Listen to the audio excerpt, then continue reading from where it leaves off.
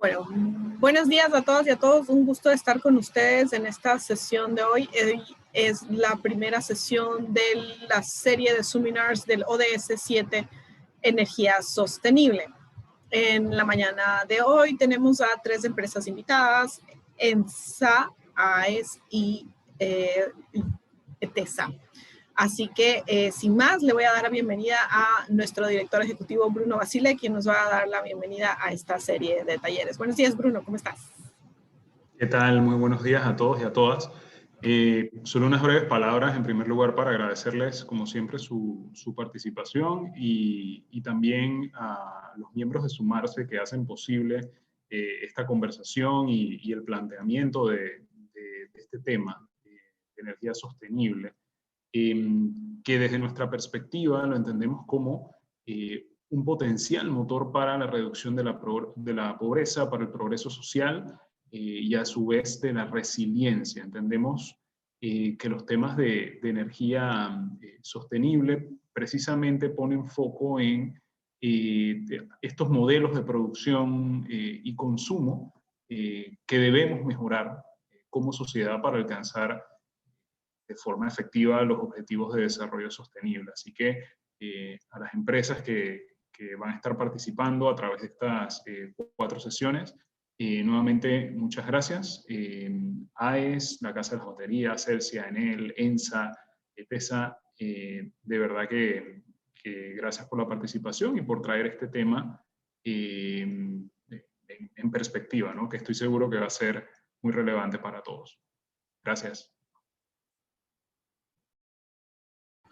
Gracias, Bruno. Muchísimas gracias por tu intervención. Y bueno, vamos entonces a, sin más, dar la palabra a Cristóbal Zamudio. Él es gerente de regulación de ENSA. Buenos días, Cristóbal. Un gusto tenerlo con nosotros. Es siempre un placer contar con el equipo de ENSA para que en esta mañana nos hable justamente del marco legal y cómo complementar este marco legal actual en el tema de energía. Bienvenido. Muchas gracias a todos ustedes por esta invitación. Para mí es un honor, de hecho, arrancar con esta serie de conferencias. La verdad es que queremos aportar nuestro granito de arena en este arduo camino que va a significar una ejecución de transición energética.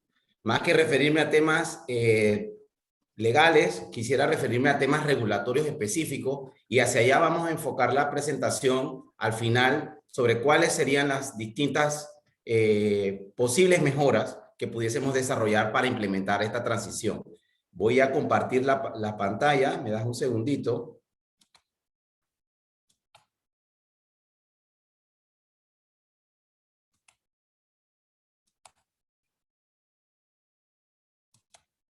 No sé si ahí se puede apreciar. Sí, vemos su pantalla, así que ahora sí, ya perfecto, se ve perfecto. Entonces, sin más preámbulos, arrancamos nuevamente dándoles las gracias a todos ustedes por esta oportunidad. Bien, para este tema, el desarrollo, la agenda es explicar un poquito qué significa transición energética, que es un tema, digamos, que se ha tocado múltiples veces, pero no está de más, digamos, de alguna manera presentar cuál es el concepto, cuál es la idea detrás de este eslogan o este término de transición energética. Luego está el tema de las generalidades del estudio que presentó la Secretaría Nacional, del cual le vamos a dejar la información donde está publicada, la presentación inclusive que está en YouTube, ¿verdad? Para que las personas puedan de alguna manera revisar y repasar algunos conceptos que están explicados en mayor detalle. Luego vamos a tomar algunos temitas que fueron desarrollados en esa presentación y en el proceso de explicación que dio la Secretaría para que de alguna manera veamos cómo la implementación, y esto es importante, cómo la implementación efectiva a través del fondeo de estas actividades, ¿verdad?, iban a dejar un resultado en la economía positivo, no solamente de forma directa, sino también de forma indirecta, y lo vamos a ver. Y también están, entonces, al final, los cambios regulatorios, ¿verdad?, que estamos de alguna manera proponiendo, y algunas reflexiones para que luego pasemos a algunas consultas si bien la tiene la audiencia. para explicar la transición energética sencillito. Simplemente es un cambio de paradigma, es hacer las cosas de una manera distinta. Abandonar el sistema tradicional de cómo se ha venido realizando, digamos, o de alguna manera administrando el sector energía, poniendo un foco, un ojo en la descarbonización. Eso significa que debemos abandonar de alguna manera el uso de las tecnologías contaminantes. Energía tiene dos ramas, la parte de electricidad y la parte de hidrocarburos. Por lo tanto, esto de alguna manera busca también mira el tema de la movilidad eléctrica, que es uno de los elementos, digamos, que más contamina a nivel local y en muchos países. Esto está, digamos, de alguna manera haciendo un foco sobre el uso eficiente de la energía que requiere para ese desarrollo, de alguna manera, una digitalización del sector, que luego eso permite de alguna manera ejecutar, digamos, temas como redes inteligentes. Y eso produce un efecto en la economía porque habilita nuevos servicios que ya se están viendo. De alguna manera, en los últimos años hemos visto cómo la tecnología y el desarrollo de nuevas herramientas tecnológicas permiten, de alguna manera, generar nuevos nichos de mercado. Y al final, porque el foco final es lo que aquí importa, es el beneficio para la sociedad en términos de reducción de contaminantes en el ambiente, ¿verdad? Y por otro lado, generando una sensación de bienestar al crear nuevos empleos y nuevas plazas de trabajo. Entonces, con este resumen, arrancamos entonces a presentar las generalidades del estudio que fuese presentado por la Secretaría de Energía. ¿Cuáles son los fundamentos de este estudio? Más que un eslogan de transición energética, este estudio utiliza una herramienta, ¿verdad? Aquí le estoy dejando, digamos, alguna referencia de dónde podemos encontrar información del modelo que se ha utilizado y que se ha adaptado al caso de Panamá para lograr estos resultados. ¿Qué nos devuelve esta herramienta? Nos devuelve el costo-beneficio que tiene, digamos, de alguna manera sumarse al tema de la transición energética, donde para esta transición energética se requieren de recursos. ¿Y de dónde salen estos recursos? ¿Cómo se apalancan estos recursos? Viene definido en este estudio que viene por el paquete de recuperación económica que estaba planteado, era de 8.000 millones de dólares, ¿no? Y de alguna manera esto mira un plazo que va hasta el 2050. El estudio también acá le estoy dejando la información para que los que estén interesados en revisar la presentación, está todo grabado y lo pueden revisar cuando ustedes deseen.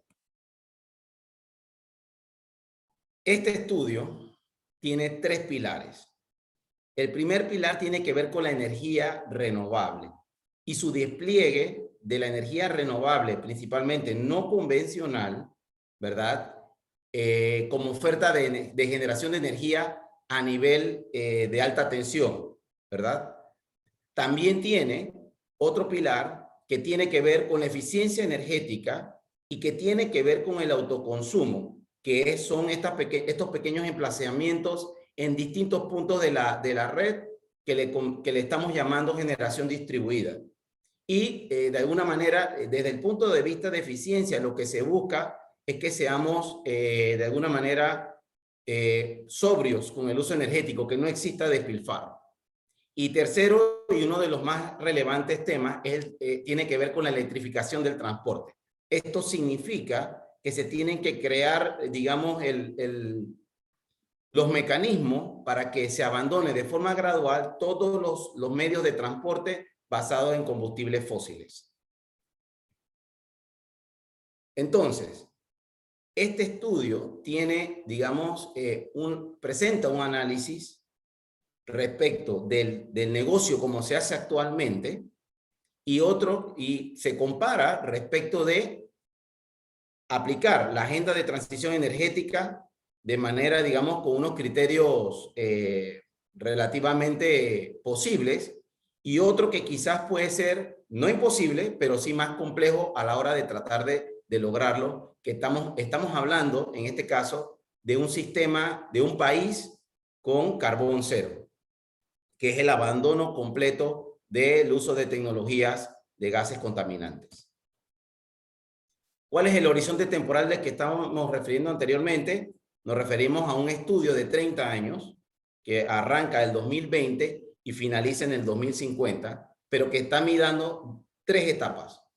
Una etapa de corto plazo que va del 20 al 24, ¿verdad? Donde en teoría lo que queremos hablar es del efecto en la reactivación económica del país, que es necesario. El otro es mirando al 2030, que tiene que ver con las metas de contaminación, de contribuciones de mitigación de gases de efecto invernadero, que son parte, digamos, de la agenda o del compromiso país. Y finalmente, 2050, que tiene que ver con el cumplimiento de los compromisos del Acuerdo de París por parte de Panamá, de París, por parte de Panamá. Entonces, ¿cuáles son las premisas del caso, digamos, de aplicación de la agenda de transición energética y cuáles son las premisas, ¿verdad? O criterios dentro del caso carbono cero? Aquí está comparativamente. Uno, definitivamente requiere de mayor financiamiento. Estamos hablando el de carbono cero por el objetivo tan fuerte que está buscando. Pasamos del caso de aplicación de la transición energética de 3.000 millones de dólares a 5.700, casi 6.000 millones de dólares para lograr ese objetivo de carbono cero. Entonces, eso significa que del paquete de reactivación económica, estaríamos recibiendo en el primero 39% de ese paquete destinado solamente a la transición energética versus el objetivo de carbón cero que requeriría, digamos, utilizar el 70% de esos recursos. Entonces, ¿cuáles son las inversiones? Son similares en cada uno de los dos casos, pero en uno, que es el de carbón cero, digamos, es mucho más fuerte el objetivo y más complejo, evidentemente, de lograr. Donde prácticamente lo que estamos diciendo es que nosotros pudiésemos llegar en el primer caso, el caso de transición energética, solamente con gas natural al 2050, y en el caso carbono cero, implicaría que en el 2050 o después del 2030 se desmantelan todas las centrales, con el costo que eso significa, todas las centrales termoeléctricas, indistintamente del combustible que utilicen.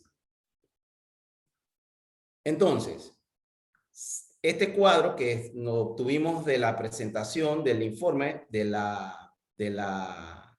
estudio de la Secretaría, ¿verdad? Presenta, aquí lo hemos presentado, los tres pilares, ¿verdad? Y tiene algunas metas. Como pueden ver, al 2050, el caso de carbono cero, se ve claramente que tanto centrales diésel gasolina, déjenme ver si puedo usar el puntero para apoyarme, diésel y gasolina y gas natural es cero, ¿correcto? Sin embargo, en el otro caso de aplicación de la transición energética, para el 2050 vamos a seguir contando con poco, pero sí vamos a seguir contando con centrales termoeléctricas de gas y gasolina y de gas natural. Hay un punto que no se explica, pero nosotros contamos con generación a carbón. Esa generación a carbón, pues de alguna manera no vemos que esto vaya a desaparecer porque estamos hablando de un autogenerador como es el caso de Cobre Panamá, que tiene una generación termoeléctrica a base de carbón y que de alguna manera eso es para su autoconsumo.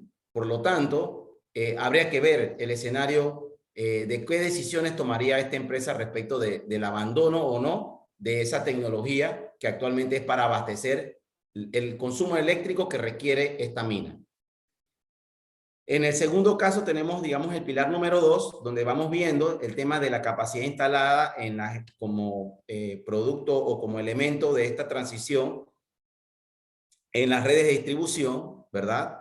Está el tema de la eficiencia energética, que tiene muchísimo que ver con el tema de abandonar productos electrodomésticos que de alguna manera no son ahorrativos y que utilicemos o que la economía solamente consuma productos eficientes.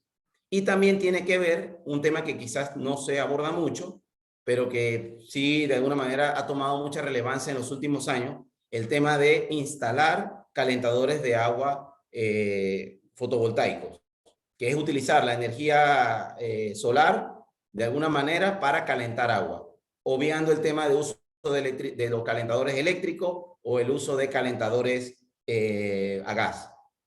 Y finalmente, uno de los temas, digamos, que más se ha comentado en los últimos años tiene que ver con el reemplazo de la flota de automóviles que utilizan, abandonar los que utilizan combustibles fósiles y adoptar la tecnología de automóviles eléctricos.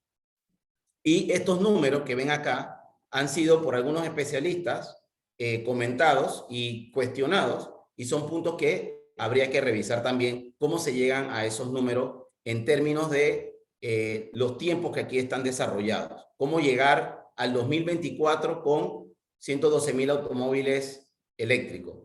O sea, se siente que es un tema de alta complejidad y por lo tanto habría que hacer un doble clic en ellos.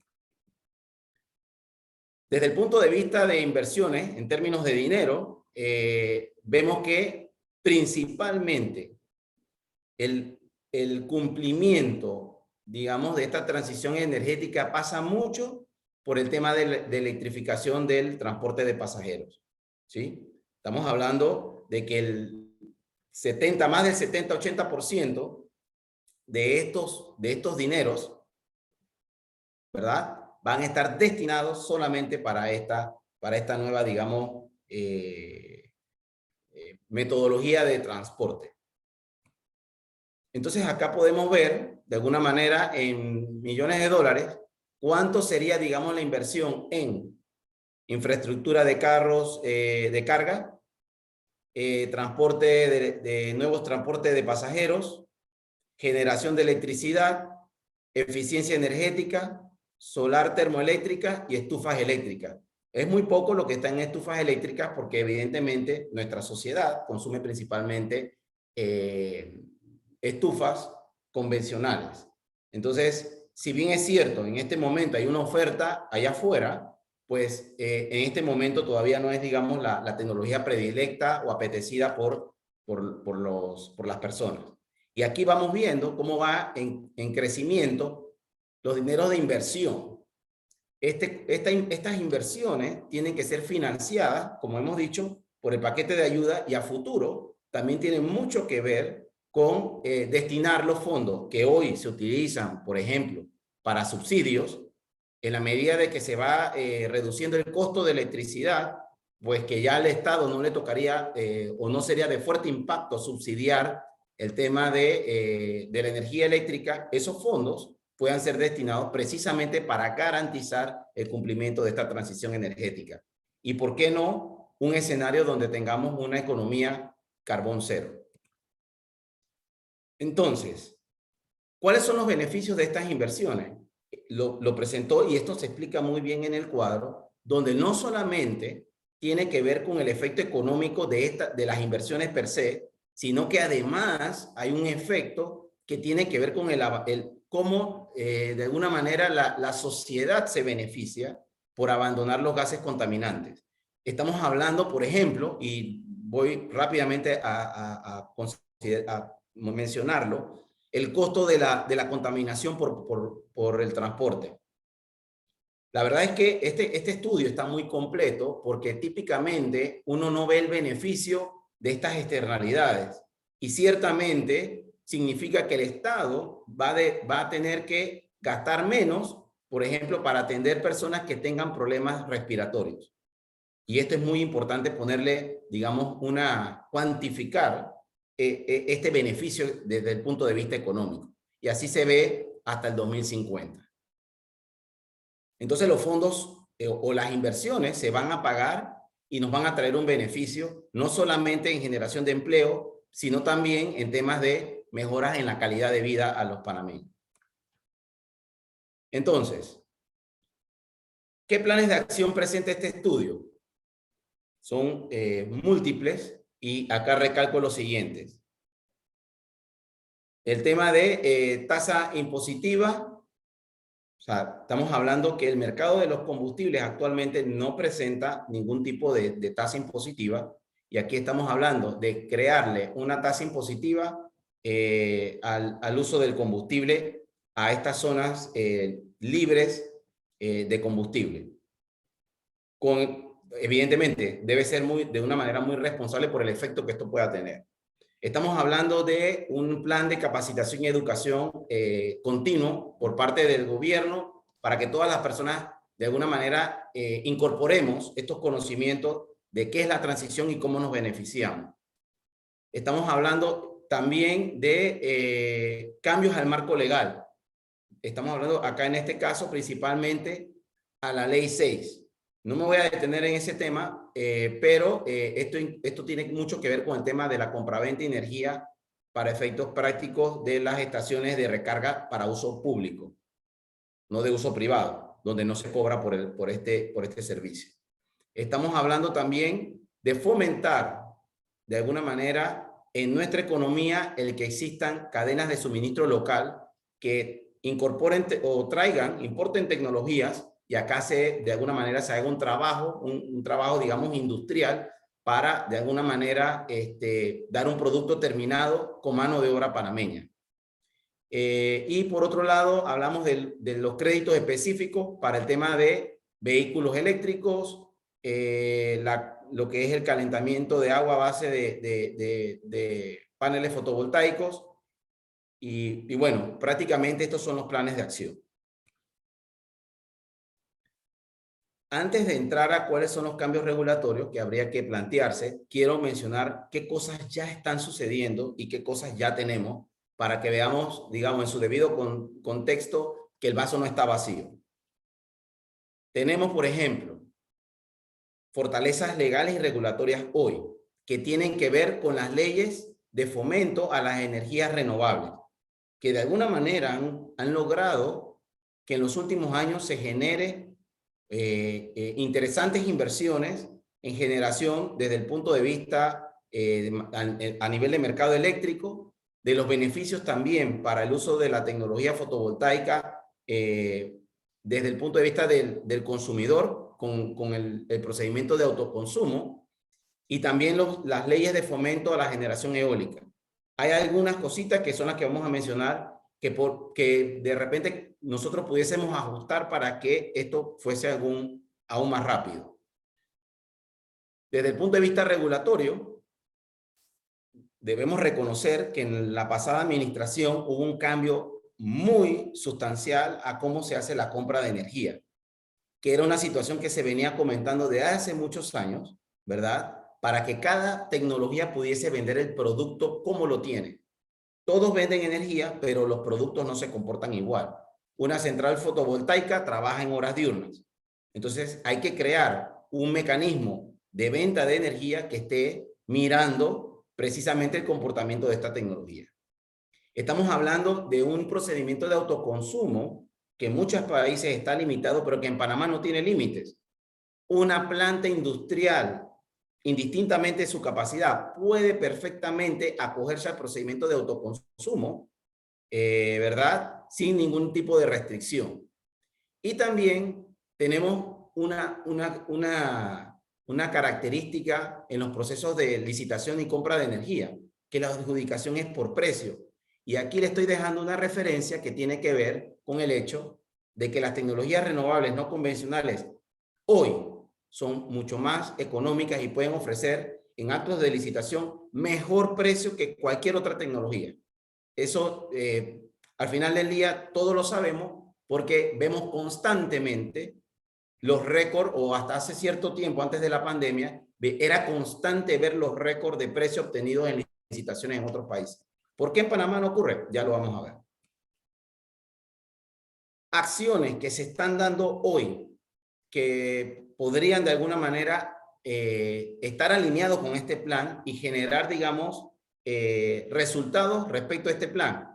Estamos hablando de la legislación de movilidad eléctrica, estamos hablando de la legislación para la inversión pública en paneles fotovoltaicos para acogerse al procedimiento de autoconsumo, estamos hablando de la línea 3 del metro, que pueden estar sufriendo algunos retrasos para su implementación, pero que son unas señales que hoy nos dicen que la transición energética pareciera que se está de alguna manera gestionando indistintamente de que el plan se está comunicando de manera paralela con estas actividades que ya se están dando.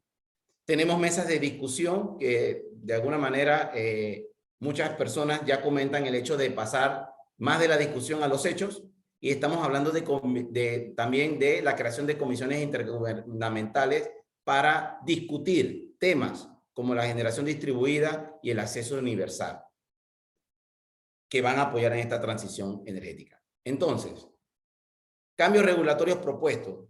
Nos pusimos a pensar qué cositas podríamos hacer para reforzar lo que ya tenemos y estar de alguna manera fomentando de alguna manera los resultados respecto de esta transición energética que tanto nos interesa. Y vamos a mencionarlos desde el punto de vista de las reglas de compra.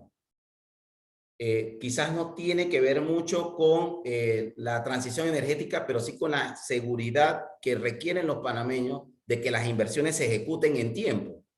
Estamos hablando de implementar una fianza líquida, ¿verdad? Para que aquel que ingrese o que trate de concursar en estos proyectos licitatorios esté claro que si no cumple con la fecha va a tener un costo económico que va a tener que acarrear por las demoras en el suministro de la energía.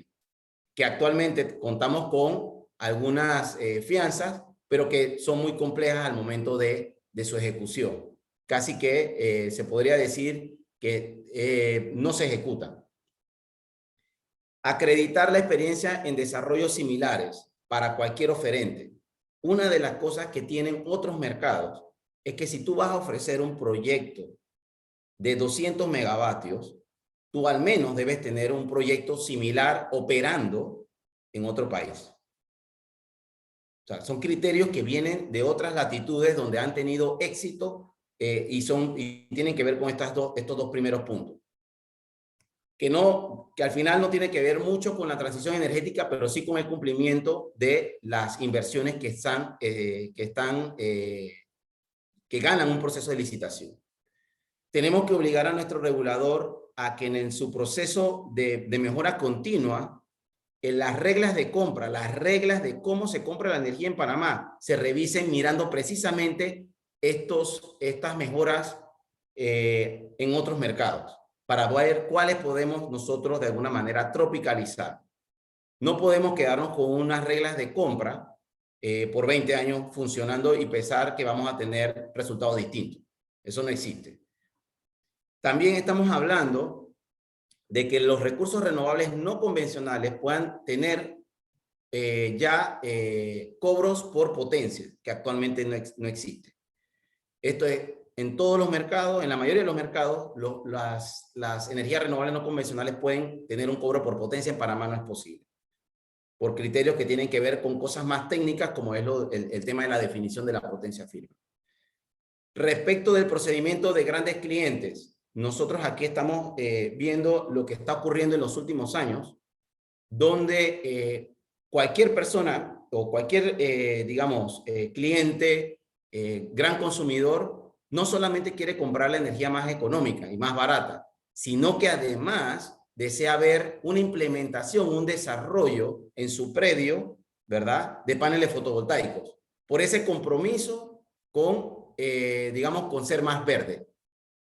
Entonces, de alguna manera, el procedimiento de compra de grandes clientes debe tener estas incorporaciones y de repente ver cómo el reglamento de compra de grandes clientes, como con el reglamento de autoconsumo, se crea una regulación híbrida para de alguna manera potenciar y generar, digamos, esta sinergia entre dos regulaciones que hoy no se habla una con la otra.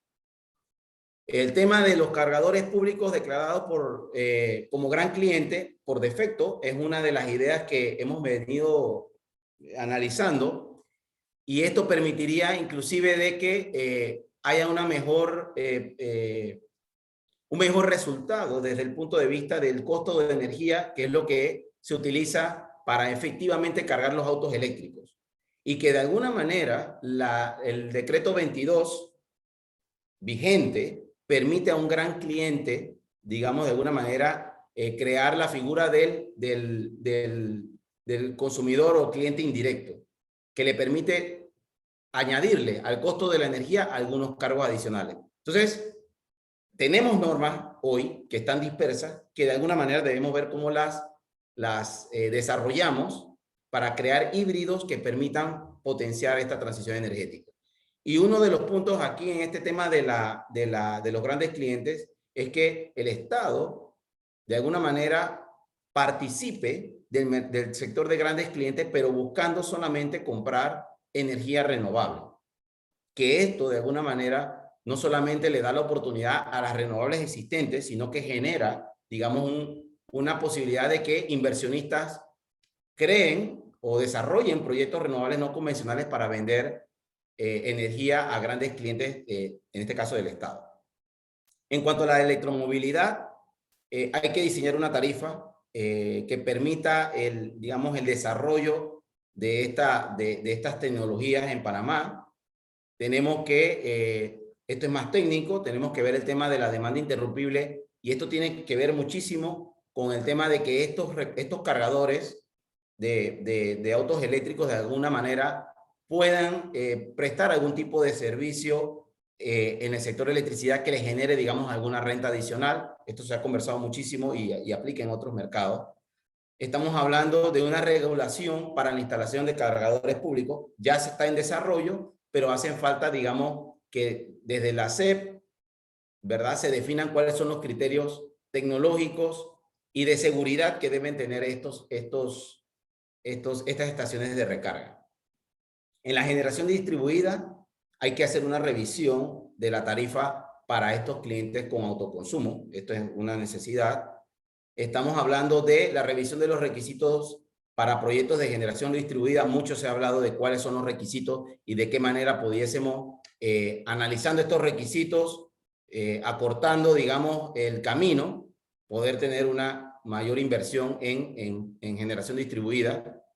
Es importante revisar de forma integral, técnica, cuáles son los límites máximos que ya tienen un tiempo de aplicación en el país.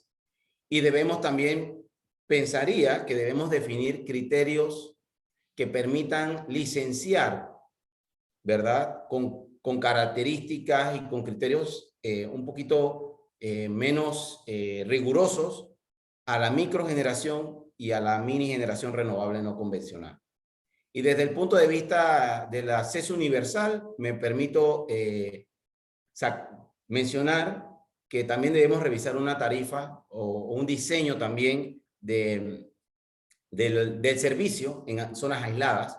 No podemos pensar que en zonas aisladas, con las complejidades que tiene el país de acceso en vías de comunicación, medios de comunicación a zonas remotas, se tengan criterios como muy similares, no iguales, pero muy similares a los que se tienen con las comunidades que están ya integradas en zonas densamente pobladas.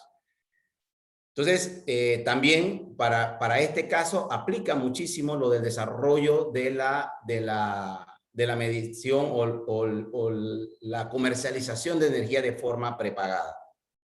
No quiero detenerme más. Voy a pasar a las reflexiones para abrir luego algunas consultas que puedan tener. Hoy tenemos un estudio que, si bien es cierto hay unos detallitos que pudiésemos revisar, me parece que es un aporte grandísimo al tema de la transición energética y muestra con números de forma cualitativa los beneficios que vamos a tener en la economía producto de apostarle a la transición. Tenemos actividades en proceso, quizás hay que meterle un poquito el acelerador, que es lo que muchas personas mencionan. Tenemos proyectos de ley en proceso que van a potenciar todos estos temas, hay que seguir.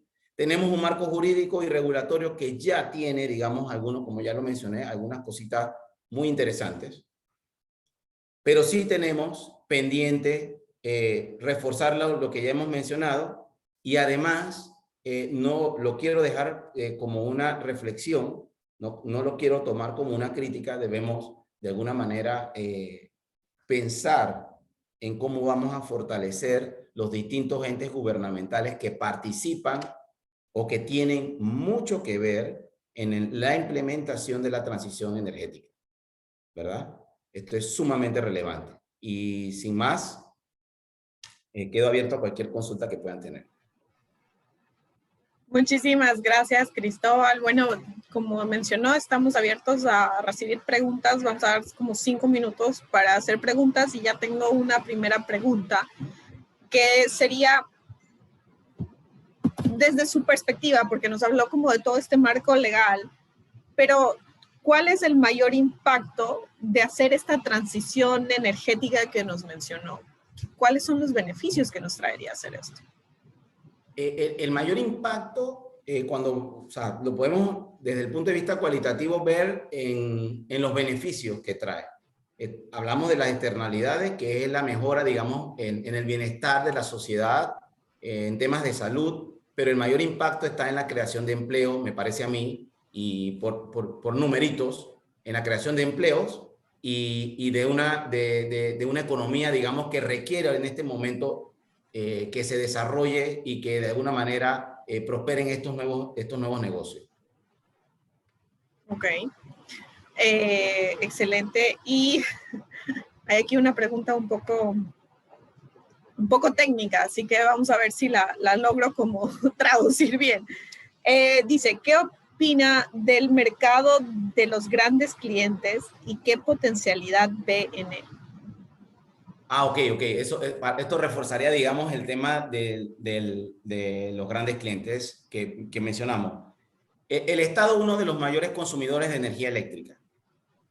Si el Estado, ¿verdad?, a través de la metodología que existe ahora para poder negociar, comprar energía de forma directa, toma la decisión ya de comprar la energía solamente de fuentes renovables, ¿verdad? Eso va a generar, digamos, una economía o unos inversionistas que van a tratar de desarrollar estos productos para suministrar esa energía al gobierno.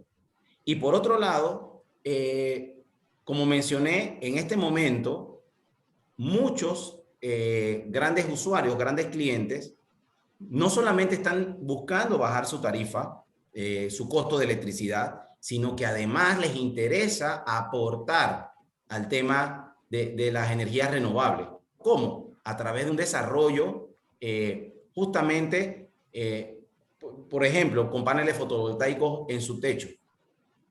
¿Qué es lo que estamos viendo? Que como tenemos dos regulaciones que hoy no se hablan, que es la de autoconsumo y la de grandes clientes, pues o tomas una o tomas la otra.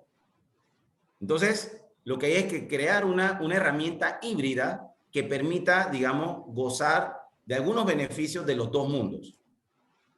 Obviamente, eso también genera, al final del día, como ya mencioné, más trabajo, fuentes de empleo, ¿no? Que es lo que también, de eso se trata el estudio, de cómo esta transición energética va a aportar. Entonces, todo lo que podamos crear para ese objetivo con los grandes clientes sería fabuloso. Súper. Tengo ya estamos cortos de tiempo, pero es que esta pregunta me pareció genial, así que la voy a hacer de todos modos. Dice, ¿cómo esta transición energética tiene presente a la juventud profesional de Panamá para ser parte de este proceso y aportar de igual manera para poder llegar a esa meta? A ver, estamos hablando de nuevas tecnologías digitales. Estamos hablando de un marco regulatorio que va a permitir el uso de fuentes de energía renovable. Estamos hablando de abandonar la movilidad tradicional a base de combustibles fósiles. Creo que hay muchas oportunidades para todos nuestros jóvenes que de alguna manera, si se toman las decisiones correctas y mandamos las señales correctas, significaría que tenemos que capacitar a ese personal joven, que no es poco, y que estamos, digamos, con pocos elementos en este momento para desarrollar esas personas jóvenes que nos van a apoyar a cristalizar justamente esta transición energética. Entonces, yo creo que ahí está directamente, yo soy muy tecnológico, pero es sorprendente cómo los jóvenes hoy son mucho más tecnológicos que nosotros y que de alguna manera estamos hablando de abandonar metodologías tradicionales para implementar estas nuevas tecnologías. Yo creo que da en el clavo con los jóvenes, me parece. Así es, yo creo que la innovación que ellos tienen, el pensar de manera diferente, tienen una manera de pensar la juventud de ahora sistémica que puede brindarnos muchísimas más oportunidades al momento de hacer esta transición, además que es una generación mucho más consciente sobre todo el tema del cambio climático y lo que usted mencionó también de la tan ansiada carbono neutralidad. Muchísimas gracias, Cristóbal. Un gusto haberlo tenido para iniciar esta serie de seminars de energía. Le damos las gracias y vamos a proceder entonces con nuestras siguientes panelistas. Gracias. Son de AES Panamá. Tenemos a Cristina Cabrera, ella es especialista en comunicación y sostenibilidad, y Ornella Rincones, administradora de la Fundación AES Panamá. Buenos días, Cristina y Ornella, un gusto tenerlas con ustedes. Son como de la casa, pero ahora vamos a aprender con ustedes y estamos ansiosas de saber qué nos vienen a contar. Muchísimas gracias, Vero, por la introducción. Muchas gracias también por la invitación. Excelente la presentación del ingeniero Cristóbal. Aquí, ya que nos ha hecho la introducción del marco legal, vamos a repasar con ustedes algunos conceptos. Denme un segundo, mientras comparto, ya estoy compartiendo la pantalla. Correcto. Solo cuando pongas en modo presentación, la acabas de cerrar. Recuerda okay, hacer el switch. Sí, estaba verificando que estaba el sonido habilitado. Ajá, sí. Arriba. Ahora, play settings. Ahora sí. Perfecto, ahora sí estamos listas para iniciar. Vale, súper. Ornella, que me acompaña, va a estar compartiendo la presentación conmigo. Vamos a estar hablándole en la mañana de hoy acerca de los tipos de energía, la energía verde y lo que son las otras energías. Para repasar la agenda, vamos a hacer una pequeña introducción de quiénes somos aquí en AES en Panamá. ¿Qué es la energía? Vamos a ver los tipos de energía, lo que son las energías verdes y energías renovables. Y también vamos a hacer un pequeño repaso acerca de las energías que se utilizan en Panamá. Al final tenemos un espacio para preguntas y respuestas, así que nos pueden hacer llegar sus consultas en el chat que está en la parte de abajo del Zoom. Ok, nosotros en AES Panamá somos una empresa de generación de energía eléctrica. Tenemos 22 años en Panamá. Tenemos 295 colaboradores. Hemos invertido más de 2.650 millones en el país. Tenemos una capacidad instalada de 1.141 megavatios. Aquí en la imagen de la derecha pueden ver las tecnologías que tenemos en el portafolio. Contamos con tecnología de hidroeléctricas, con tecnología de energía eólica y también de gas natural. Actualmente tenemos en construcción 4 parques solares, 2 en la región de Azuero, 1 ubicado en la provincia de Los Santos y otro en La de Herrera, y tenemos 2 parques más en construcción en la provincia de Chiriquí. Entre todos suman 40 megavatios. Tenemos nuestro portafolio de 67% renovables y también quiero comentarles que contamos con 2 plantas de autoconsumo a base de energía solar para nuestras oficinas administrativas en Chiriquí y en Colón. Ahora, vamos a hablar acerca de qué es la energía. Vamos a repasar un par de conceptos. Energía es la capacidad que tiene un cuerpo o sistema para realizar un trabajo, ya sea para transformarse a sí mismo u a otros cuerpos. Es importante recalcar que la energía se transforma, no se destruye. y que puede manifestarse de distintas formas, como energía potencial, energía cinética, energía mecánica y energía eléctrica, entre otras. La energía eléctrica o electricidad es el movimiento de los electrones cuando existe una diferencia potencial entre ambos. Cuando se les pone en contacto a través de un conductor eléctrico, obtenemos lo que es la corriente eléctrica. Sobre las fuentes de energía son aquellos elementos de la naturaleza capaces de suministrar energía. Las fuentes de energía son los recursos de la naturaleza, de los cuales la humanidad podemos obtener energía utilizable en nuestras actividades. Y se clasifican en dos grandes grupos: energía renovable o verde, o energía no renovable, y vamos a ampliar un poquitito más de este tema.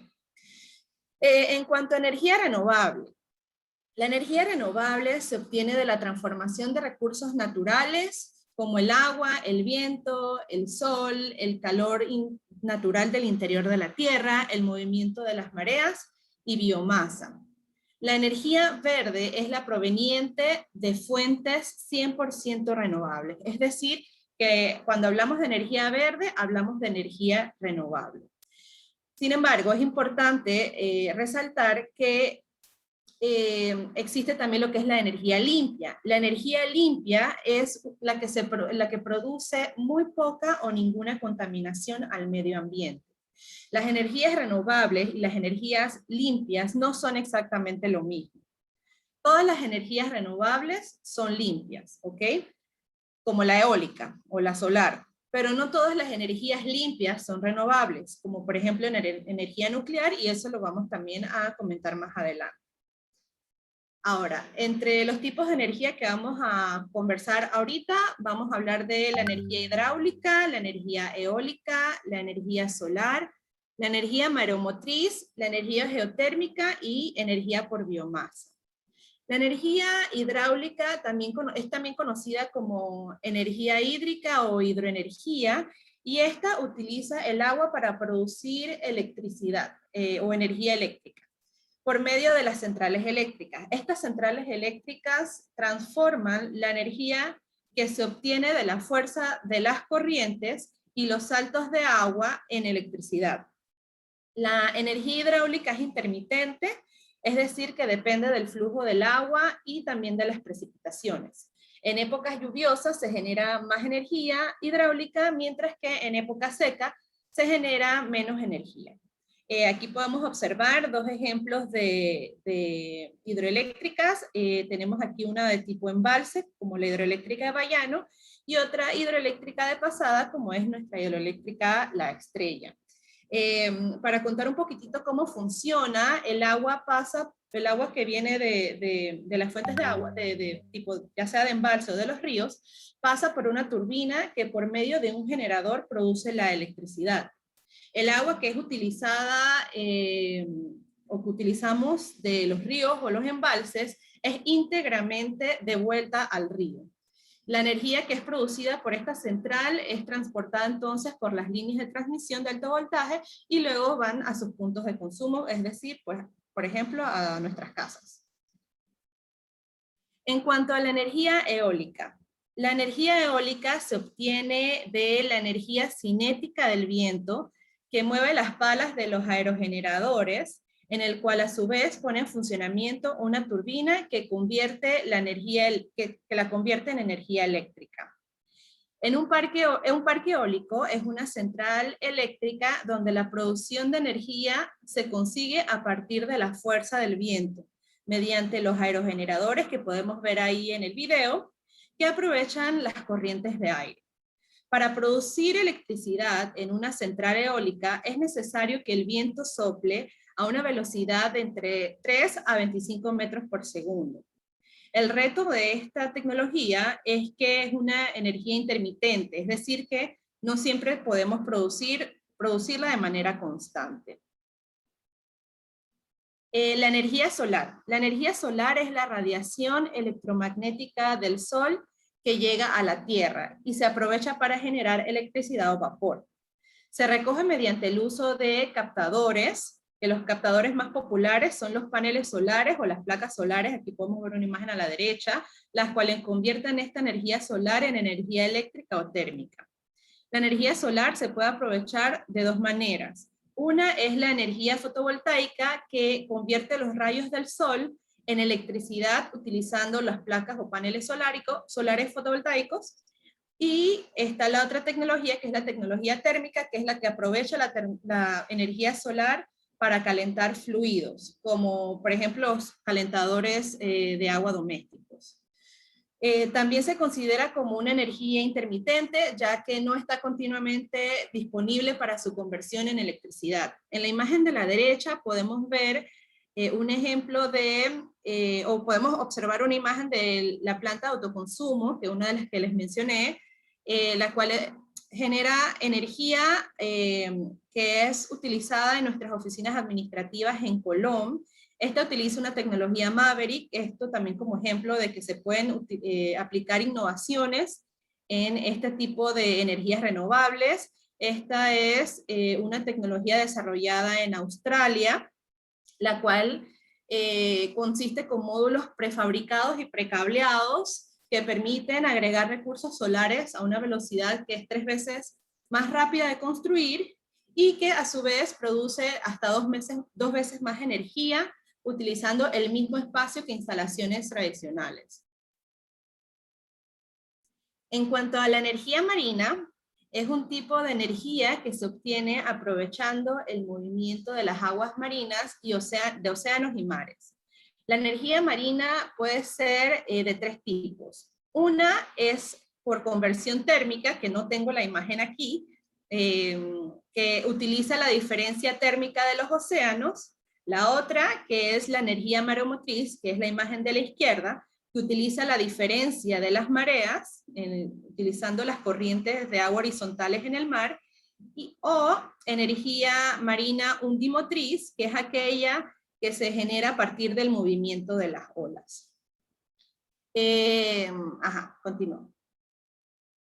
La energía geotérmica es la energía que se genera gracias al aprovechamiento del calor natural del interior de la Tierra a través de centrales geotérmicas. Esta energía se manifiesta en forma de geysers, fumarolas, pozos de lodo hirviendo, volcanes y fuentes termales. La energía geotérmica es una de las pocas energías renovables que no es intermitente, por lo tanto no depende de las condiciones atmosféricas.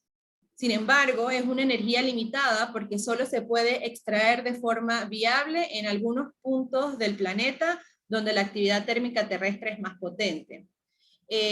Cuando hablamos de una central geotérmica, es una instalación donde extrae el calor de la tierra para generar energía renovable. En la imagen de la derecha podemos observar cómo el vapor sale de los pozos y se transporta luego por unas tuberías. Estas tuberías se llaman vaporductos, y se envían a través de unas turbinas para poner en funcionamiento las mismas y transforman la energía en energía mecánica de rotación.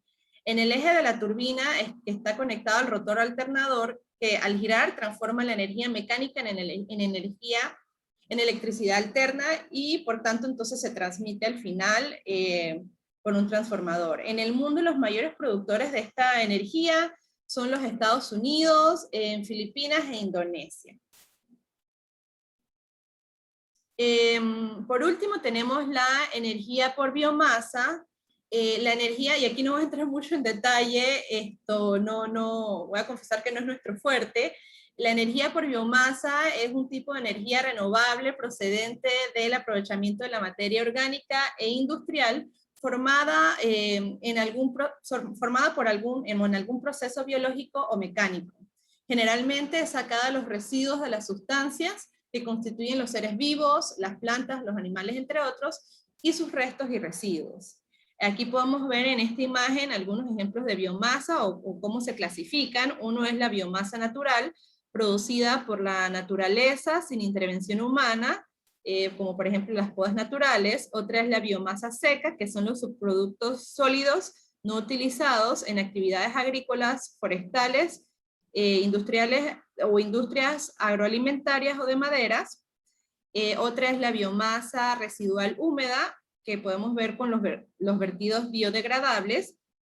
Los cultivos energéticos, que son cultivos cuya finalidad es producir biomasa, específicamente biomasa para transformarla en combustible, y los biocarburantes, que tienen su origen en el reciclado de aceites y también en la transformación del trigo y otros como el girasol. Aquí quiero mencionar que las mayores plantas de biomasa se encuentran en Finlandia, en el Reino Unido y en Polonia, y la Unión Europea. El tema de la biomasa contribuye hasta un 60% del consumo como fuentes renovables. Para recapitular acerca de las energías renovables, quiero mencionar aquí las fortalezas. Son fuentes de energía inagotables, ya que provienen de recursos infinitos de la naturaleza, y por tanto tienen una disponibilidad también permanente. Son respetuosas con el medio ambiente, las energías limpias no emiten gases de efecto invernadero y otros gases contaminantes que promuevan el cambio climático, evitan la dependencia exterior, o sea, como se obtienen mediante el aprovechamiento de recursos naturales, y estos se encuentran a lo largo de la superficie del planeta, han permitido a los países desarrollar tecnologías propias, como paneles solares o molinos eólicos, por lo que desarrolla la economía de la región, haciéndola mucho más autónoma. Esto también aporta a la sostenibilidad, son más seguras para la salud de las personas, ya que no emiten gases contaminantes ni generan residuos radioactivos. También funcionan bastante bien para el tema de autoconsumo, como por ejemplo el tema de contar con paneles solares en nuestras casas. Entre las oportunidades podemos mencionar la generación de empleo y bienestar social. Las energías renovables son más beneficiosas para la generación del empleo, ya que dependiendo del tipo de planta, se puede crear hasta 5 veces más puestos de trabajo que las energías convencionales. Favorecen el desarrollo tecnológico y científico, y también muchos temas de innovación. Reducen emisiones de carbono y disminuyen el aumento de la temperatura. Y aquí puedo mencionar que la energía marina es una energía prácticamente inutilizada y con mucho potencial, pero tiene barreras de altos costos y replicabilidad de las tecnologías, ¿no? Entre algunas debilidades puedo mencionar que la obtención de energía renovable es irregular, depende de elementos naturales, y puede ocurrir que cuando no se den esas condiciones óptimas, se deja de obtener energía, y también que existe esta diversidad geográfica de los recursos. No todas las regiones disponen de los mismos recursos naturales, por consiguiente, esto es imposible que obtengan las mismas cantidades y los mismos tipos de energía. Ahora le paso la palabra a mi compañera Ornella para que nos hable acerca de las energías no renovables. Hola, buenos días. Muchas gracias, Cristina. Yo voy a empezar con las energías no renovables. ¿Sí me escuchan bien, verdad? Sí. Ok, perfecto. ¿Qué es la energía no renovable? Pues la energía no renovable es aquella que se obtiene de fuentes que cada vez que las usamos pues se van agotando, y por eso se llama no renovable. Tenemos reservas limitadas de estas fuentes. Una gran parte de la industria, tanto de transporte, utiliza pues estas energías no renovables. Podríamos dividir las energías no renovables en dos grupos: las fósiles y la nuclear. Las fósiles son las que conocemos más comúnmente y que tenemos aquí pues en Panamá, que son el gas natural licuado, el carbón y el petróleo. ¿Y cómo se obtiene la energía de estas fuentes no renovables? Pues ocurre un proceso de combustión, que en este proceso, pues lo malo, lo negativo de las energías no renovables es que se libera dióxido de carbono y otros gases hacia la atmósfera. El próximo slide, por favor. Pues siguiendo con los tipos de energía no renovable, encontramos pues primero los que son fósiles, el petróleo, el gas natural licuado y el carbón, y por último la energía nuclear. El próximo, por favor. Vamos a comenzar pues con el petróleo. El petróleo es un líquido negro viscoso que se encuentra en el subsuelo. El petróleo se formó hace millones de años por la descomposición pues, de microorganismos y la acción de bacterias y distintos procesos que ocurren en el subsuelo. El petróleo es muy utilizado hoy en día en la industria y en el transporte, ya que a través de su destilación pues, se obtienen productos que conocemos hoy como pues, la gasolina, el búnker, el diésel y el gas licuado de petróleo, que es el que tenemos pues, en nuestros hogares, que llega hasta nuestros hogares.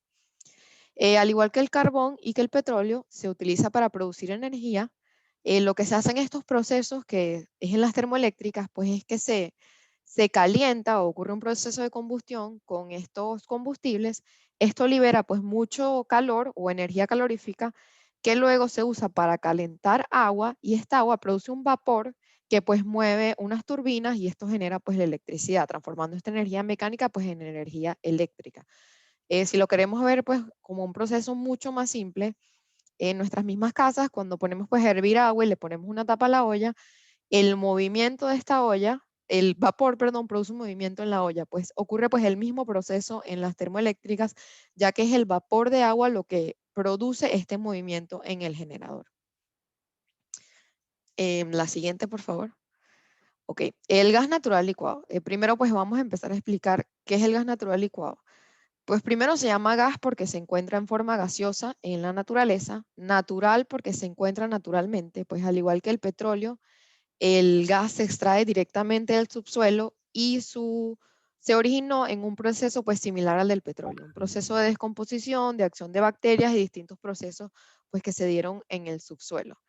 El gas natural licuado, si bien es no renovable, es uno de los más importantes y de los menos contaminantes si lo comparamos con otro de los combustibles fósiles. Pues aquí, como podemos ver, si lo comparamos pues con el carbón, primero no produce pues ninguna partícula sólida, una reducción del 60% del dióxido de carbono, una reducción del 80% del óxido de nitrógeno y 0 óxido de azufre. Y en el cuadro que tenemos las barras arriba, podemos ver que el gas natural, comparado con otros combustibles fósiles, es el que produce menos pues, CO2 en el proceso. El gas natural es una mezcla de hidrocarburos, y es importante pues recalcar que el gas natural es muy distinto al gas que conocemos aquí en Panamá y que pues llega a nuestros hogares, o el que viene en los tanques, porque este gas que llega a nuestros hogares y que utilizamos pues domésticamente es un derivado del petróleo, se produce cuando se destila el petróleo. Debe procesarse el petróleo para obtenerlo. En el caso del gas natural, como expliqué antes, ocurre naturalmente y se extrae directamente pues del subsuelo. El gas natural se le llama pues licuado porque para transportarlo se debe transformar en un estado líquido. ¿Y cómo se hace esto? Se le baja la temperatura a menos 160 Celsius, y es aquí donde el gas pues se comprime 600 veces su tamaño. Y así es que cuando vemos pues estos buques que tienen gas natural o estos camiones cisterna que cargan el gas natural, el gas pues va en este estado líquido pues a menos 160 grados centígrados. El gas natural, además de ser pues menos contaminante que otros combustibles fósiles, también es mucho más económico y existe en cantidades abundantes. Se calcula pues que tenemos por lo menos reservas de gas natural para más de 100 años para consumirlo. ¿Y por qué también es más económico? Pues porque a diferencia del petróleo, el petróleo pues varía mucho su precio, y por eso vemos pues estas alzas de repente en el precio de gasolina, en el barril del petróleo, porque es toda una cadena, pues el precio del petróleo varía y varían todos los derivados. Pero en el caso del gas natural, los precios pues son mucho más estables que los del petróleo y sus derivados. La próxima, por favor.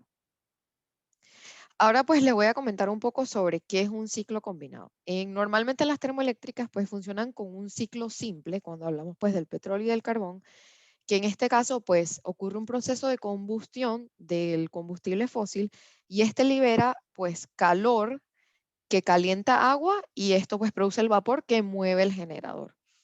En el caso del gas natural, las centrales son de ciclo combinado. ¿Esto qué quiere decir? Pues que existen dos turbinas o dos generadores en este caso. El primero sería la propia turbina pues del gas convencional, en donde se inserta el gas con aire comprimido. Esto produce un proceso de combustión que hace que se mueva pues el primer generador. Posterior a este, pues este mismo calor que se generó se utiliza para calentar agua, que produce vapor de agua, y se mueve este segundo generador. Esto es un proceso pues propio del gas natural y es algo pues que lo hace mucho más eficiente que los demás combustibles fósiles. Como podemos ver pues en la gráfica, el gas natural con ciclo combinado pues es mucho más eficiente que el uso de otros combustibles. Por eficiencia nos referimos a la energía que se genera por cada unidad de combustible. Y pues un ciclo combinado pues como el que tenemos pues en Colón, la planta pues de AES Colón. El próximo, por favor. Pues siguiendo con el carbón, que es uno pues, de los combustibles que en teoría pues, es uno de los más contaminantes, pero es uno de los más utilizados también. Y es uno de los más utilizados porque es muy abundante el carbón en el planeta Tierra, hay mucho carbón, y por esto es que 1/3 de la electricidad del mundo pues, se está generando con este combustible. El carbón se encuentra también naturalmente en el ambiente, se produce pues de la sedimentación de origen orgánico. Como dije, además de ser abundante, pues es económico y las centrales de carbón son bastante baratas de construir y pues es un combustible muy versátil. Los 5 países con más reservas de carbón son pues Estados Unidos, Rusia, Australia, China y la India. Hay muchos tipos de carbón, vemos el carbón, pero realmente pues hay muchos tipos. Y tenemos pues la antracita, el bituminoso, el subbituminoso y el lignito, que son pues los más conocidos y los más utilizados. Pues en la gráfica podemos ver cómo funciona pues una central de carbón, pero el proceso pues sería el mismo del petróleo, donde se produce una combustión del carbón.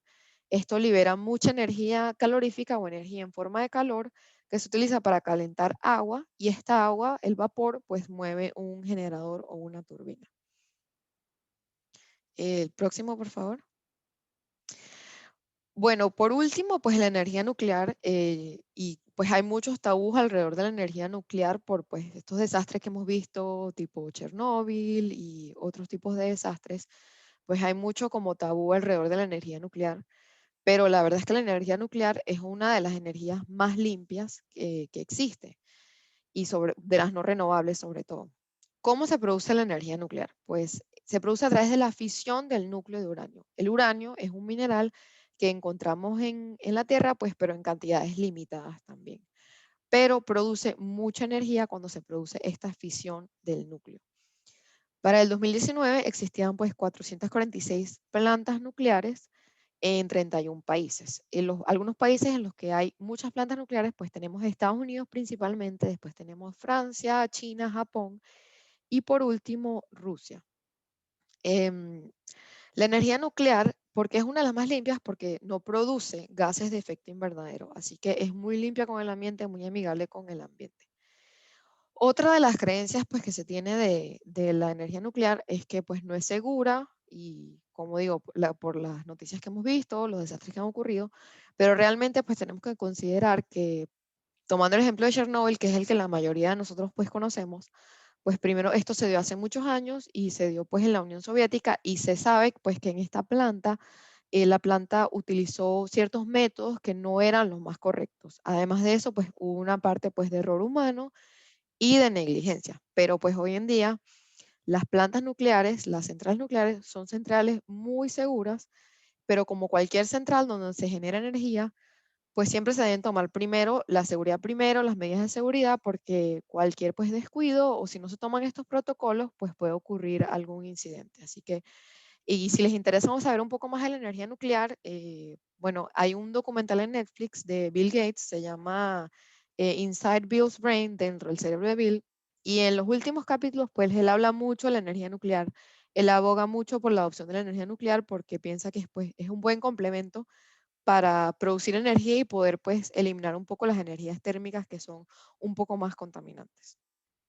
En el próximo slide pues vamos a poder ver un video sobre cómo funciona pues una central nuclear.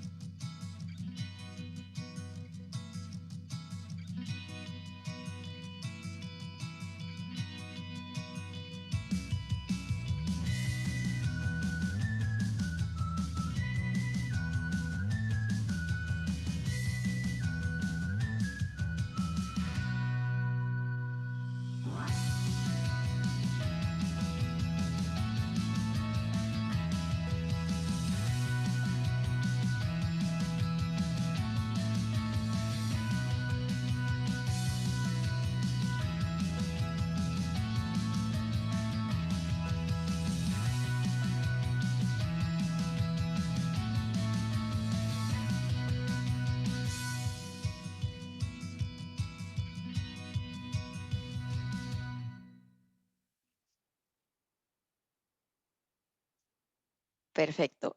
Bueno, un poco pues un resumen de las energías no renovables y pues las fortalezas y oportunidades. Pues primero son las que más hemos utilizado y las que más tenemos actualmente pues, con las que producimos energía. Donde se tienen pues estas energías, pues esto produce empleo para las personas que están ahí, las personas que laboran ahí.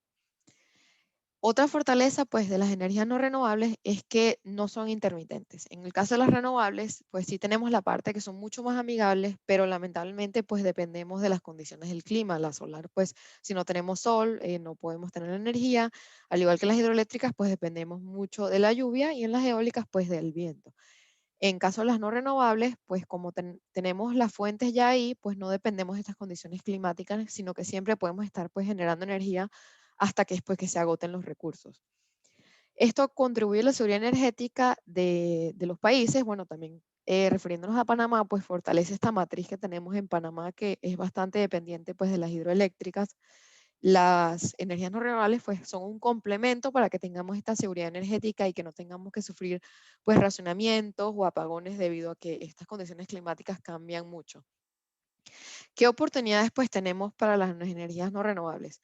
Pues con la innovación, y justamente, bueno, de eso hablábamos también un poco en la presentación anterior, con la innovación pues se puede mejorar estas centrales para que sean menos contaminantes o para poder pues controlar estas emisiones de gases de efecto invernadero.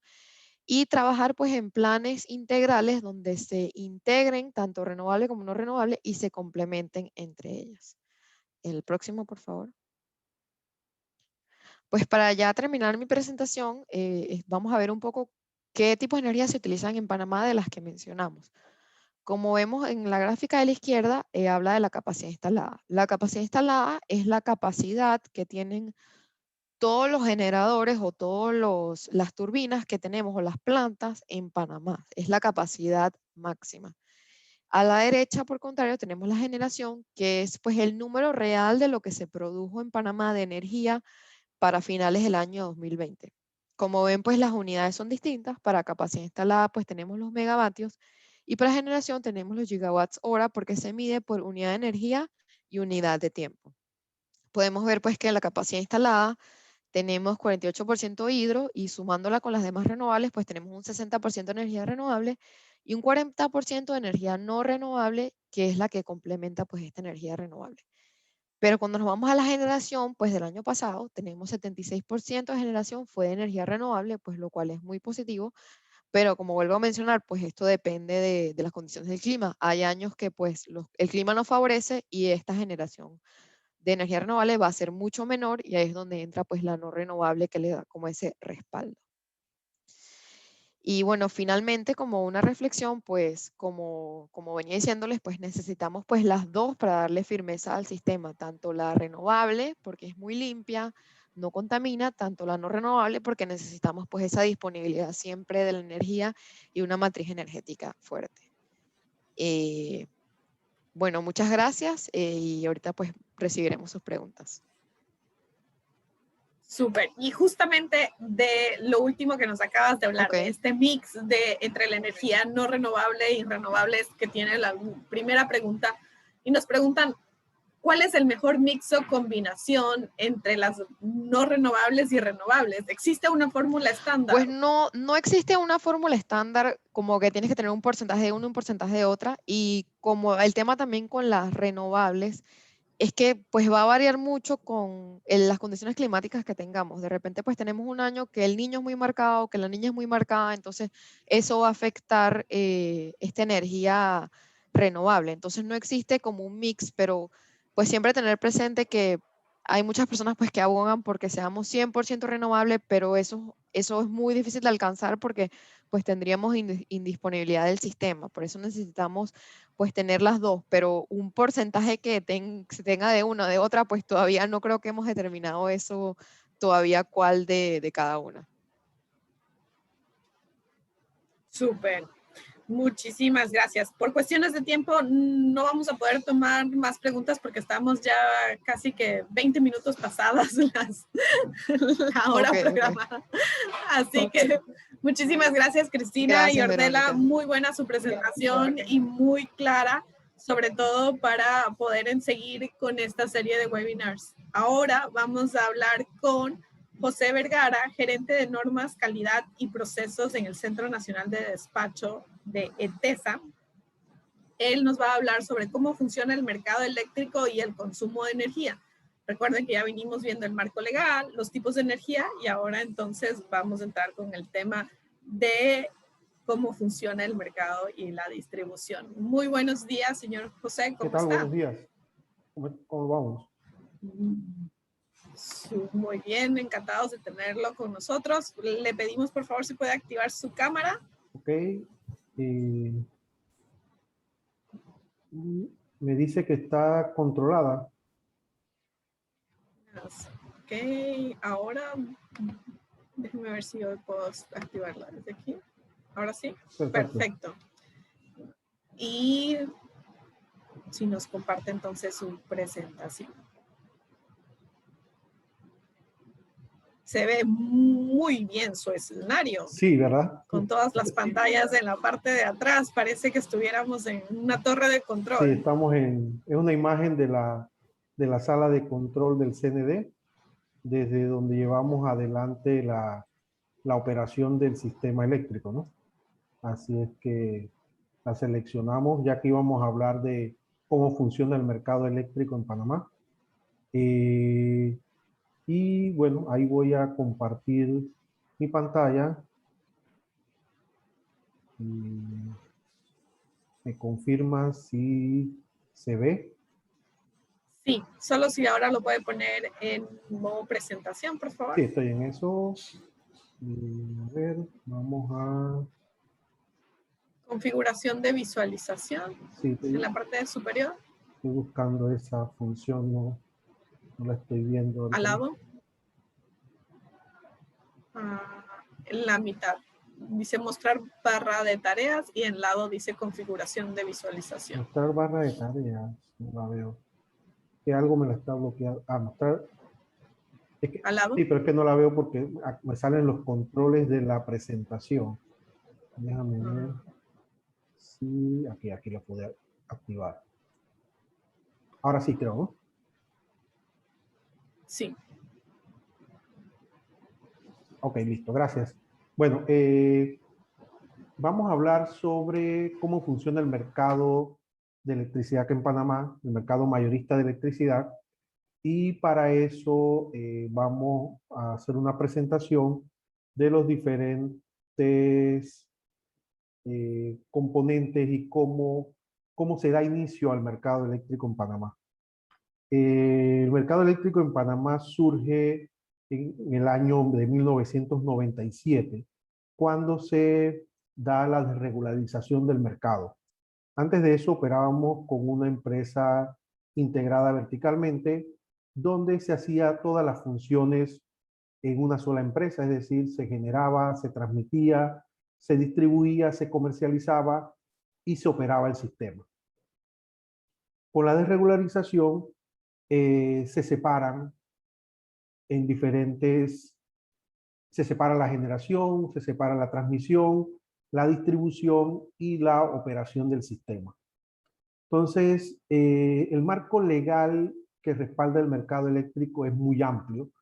Tiene una base de leyes que lo sustentan, reglas, reglamentos, códigos y procedimientos que básicamente lo que nos llevan es a tener definido todo cómo debe realizarse, ¿no? Entonces, sobre ese marco de que contamos con regulaciones amplias para cada uno de los temas, podemos pasar a ver cómo funciona nuestro mercado, ¿no?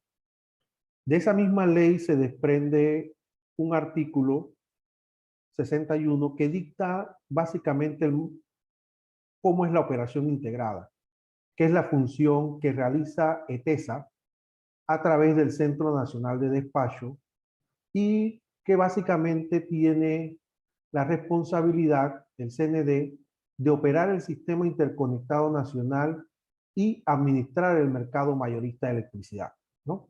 Con esta función que tiene el CND se complementa la funcionalidad del mercado eléctrico, es decir, el enlace entre cada una de los componentes del mercado, y cómo interactúan entre ellos. Básicamente el mercado, como les mencionaba, está compuesto por los generadores, las empresas de transmisión, los distribuidores, los clientes regulados y grandes clientes. Todo esto bajo la supervisión del CND. El mercado está respaldado por contratos entre generadores y distribuidores, entre generadores y grandes clientes, que es una facultad que ofrece el mercado de que los grandes clientes puedan adquirir su energía directamente desde las empresas de generación, sin hacerlo a través de la empresa de distribución que tiene concesionada su área de ubicación, ¿no? Entonces, toda esta relación contractual y toda esta relación y la parte de la relación no contractual que veremos más adelante es administrada por el CND,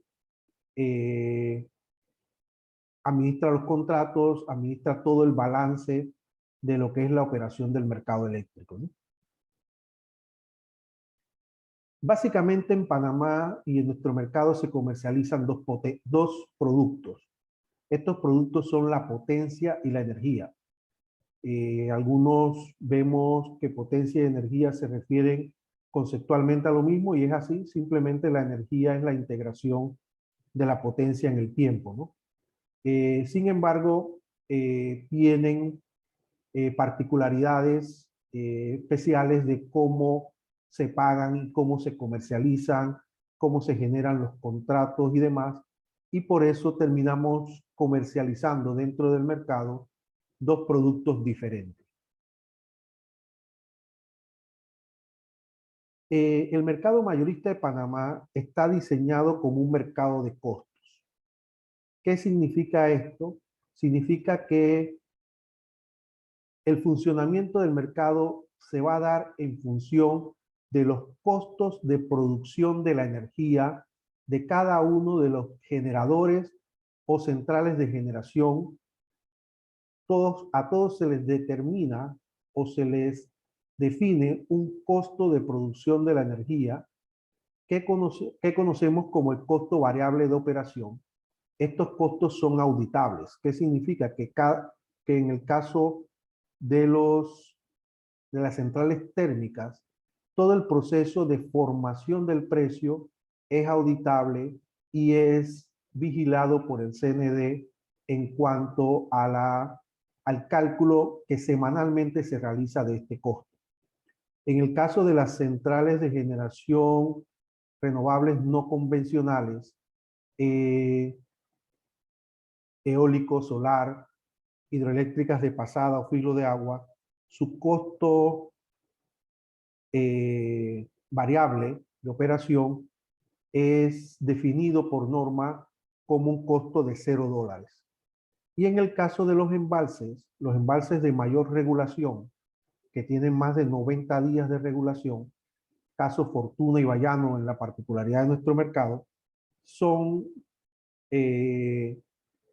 embalses a los cuales se les calcula un costo de oportunidad del uso del agua que está en los mismos, y esto se traduce en su costo variable de operación, y es lo que determina finalmente cómo hacemos el uso de las unidades de generación en nuestro sistema. Este tipo de mercados es usado en diferentes partes del mundo. Podemos ver aquí muy cerca que lo tenemos en Guatemala y en El Salvador, y Honduras hoy en día se encuentra en un proceso de inicio de su mercado bajo este mismo concepto de un mercado de costos.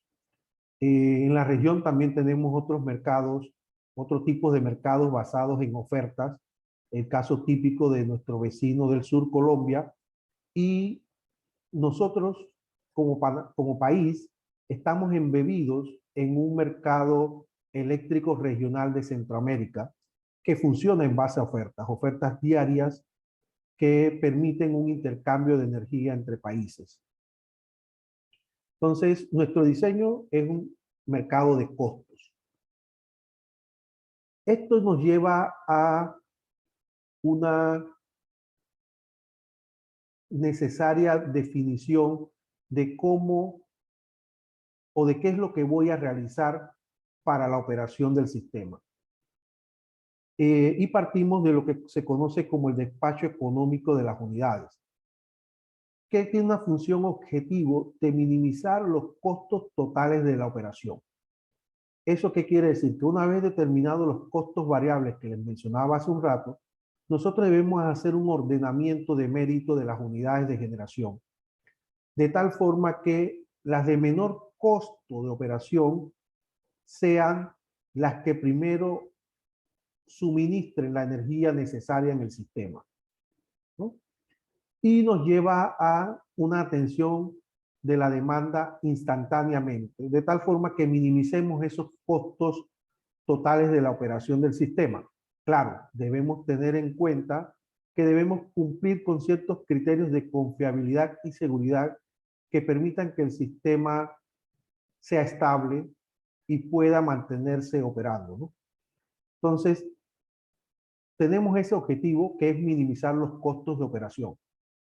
Si vemos, hablábamos al inicio de que nuestro mercado está basado en contratos que realizan los generadores con las distribuidoras y que surgen de un proceso de licitación donde se busca minimizar, obviamente, el costo de adquisición de la potencia y la energía.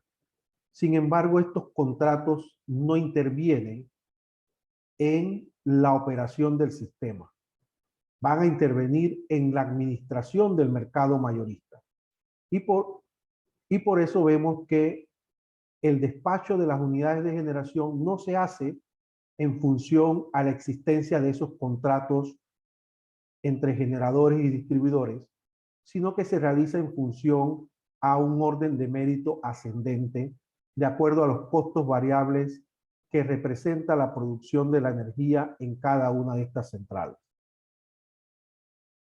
Y eso hace que nuestro mercado se divida en dos submercados. Un mercado de contratos, que es es un mercado que aborda la relación contractual que existe entre generadores y consumidores o empresas de distribución, y un mercado ocasional que está enfocado en el cubrimiento de la demanda y en los costos marginales del sistema. Esto aquí lo veremos con un poquito más de detalle y podemos ver que el mercado de contratos es donde se realizan esas transacciones comerciales de mediano o largo plazo entre los diferentes participantes del mercado para la compra-venta de energía y potencia, ¿no? ¿De dónde surge? Surge de los actos de licitación que realiza ETESA para la contratación de la energía y la potencia que necesitan las empresas de distribución para cubrir sus requerimientos.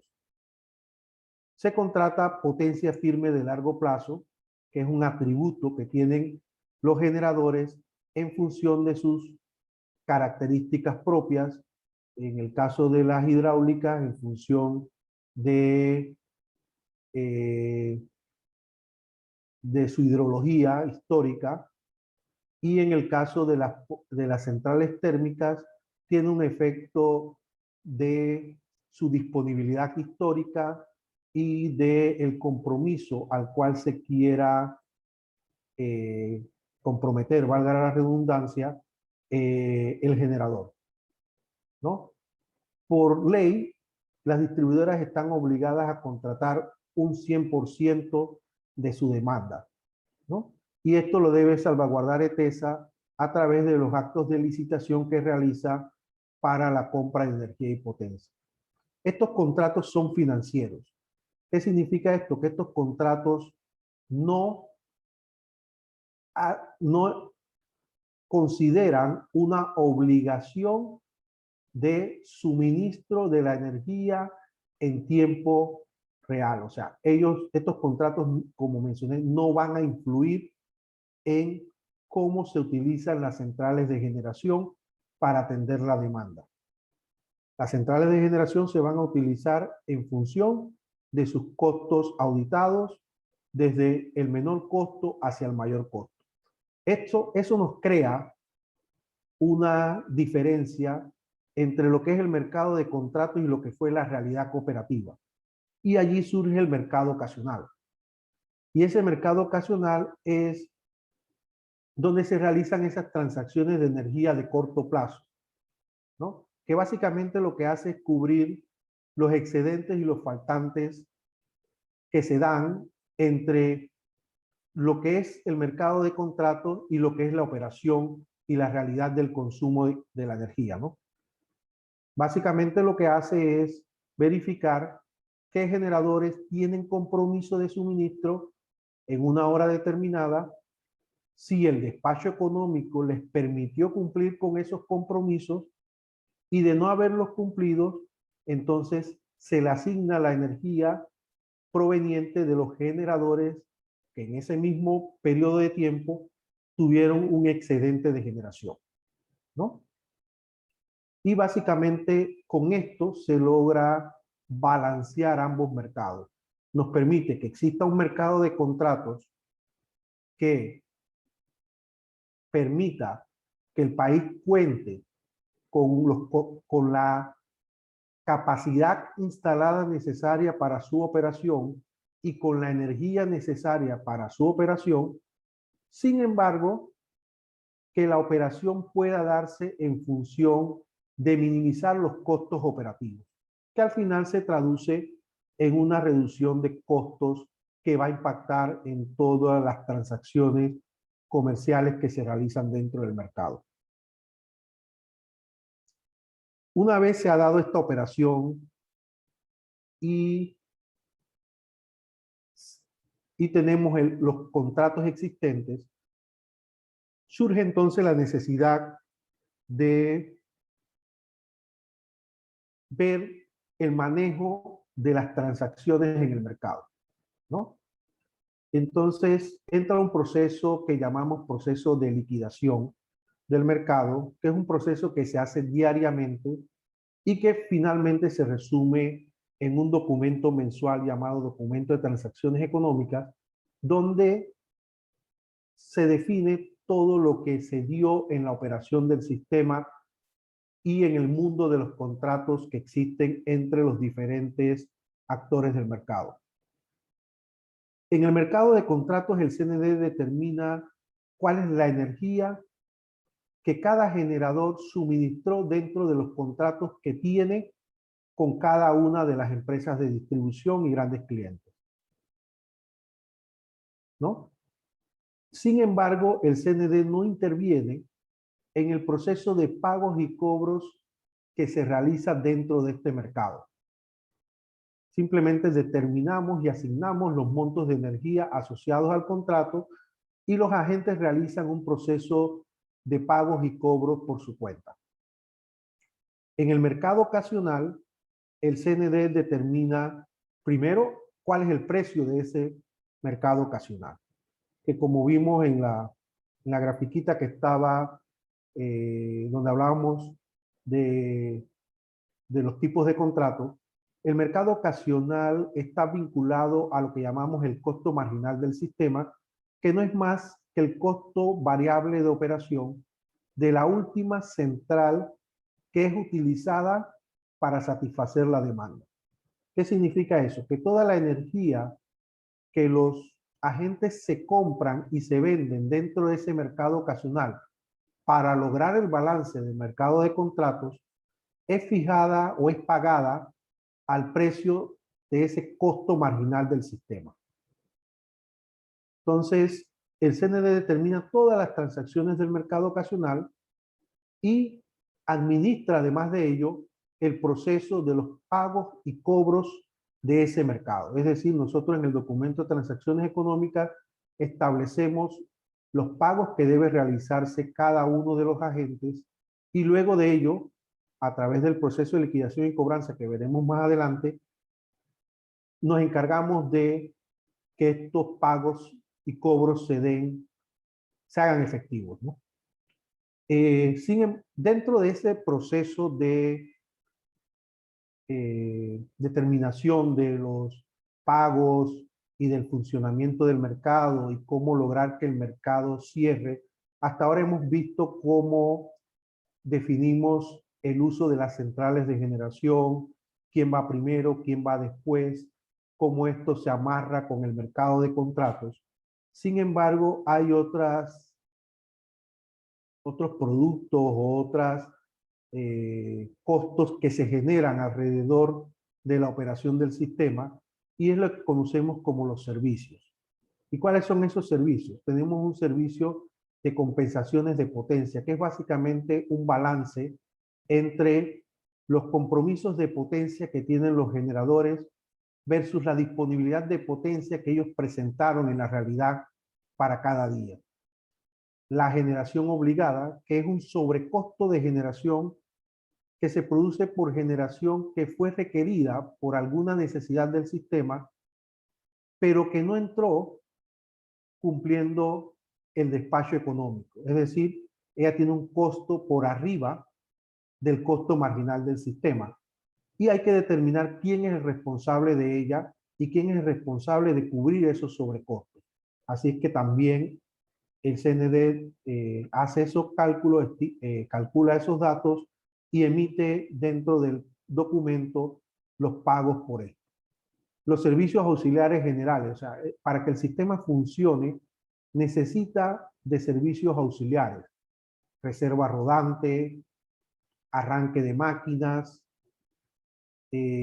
arrancar una central de generación tiene un costo que no es pagado dentro de la energía producida porque es un consumo de combustible, básicamente en las centrales térmicas, que se da sin entregar ninguna unidad de energía al sistema. O sea, que se da previo a el suministro de energía. Entonces, ese costo es un costo que hay que reconocer porque nuestro mercado es un mercado fundamentado en el reconocimiento de los costos.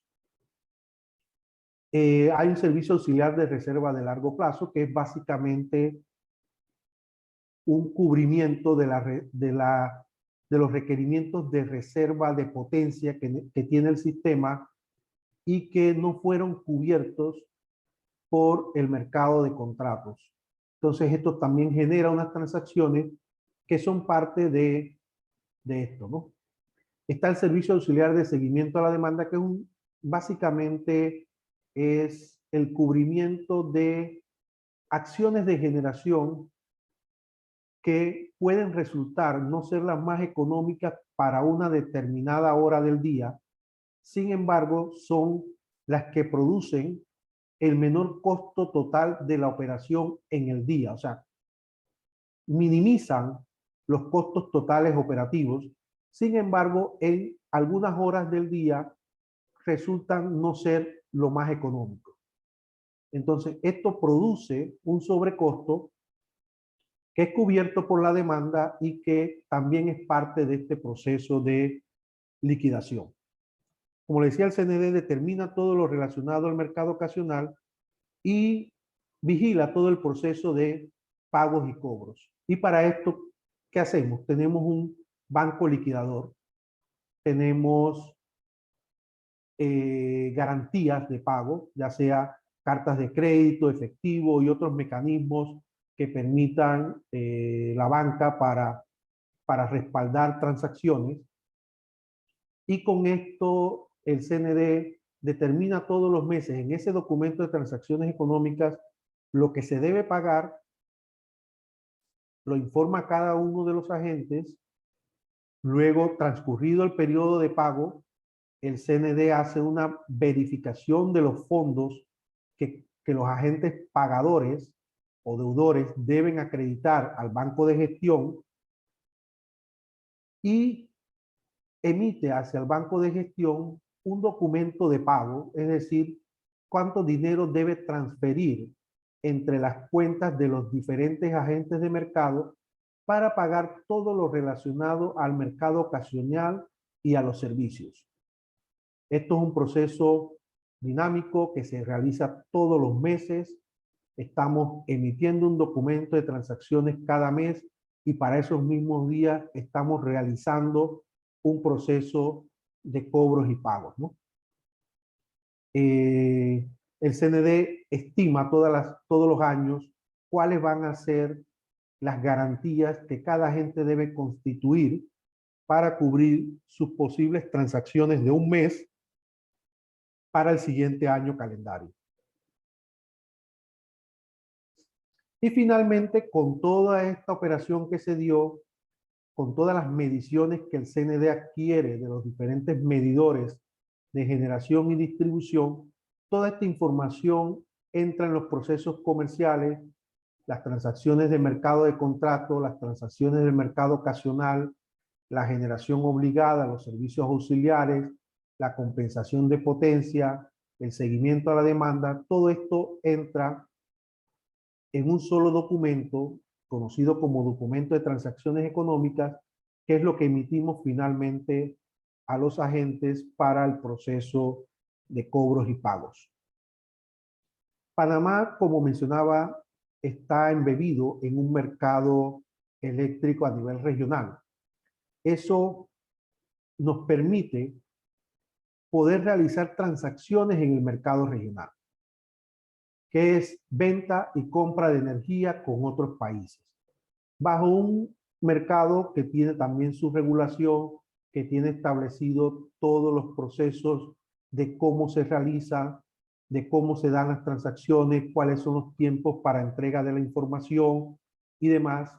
Es un mercado que surge de un tratado que firmaron los gobiernos de los diferentes países de Centroamérica y que está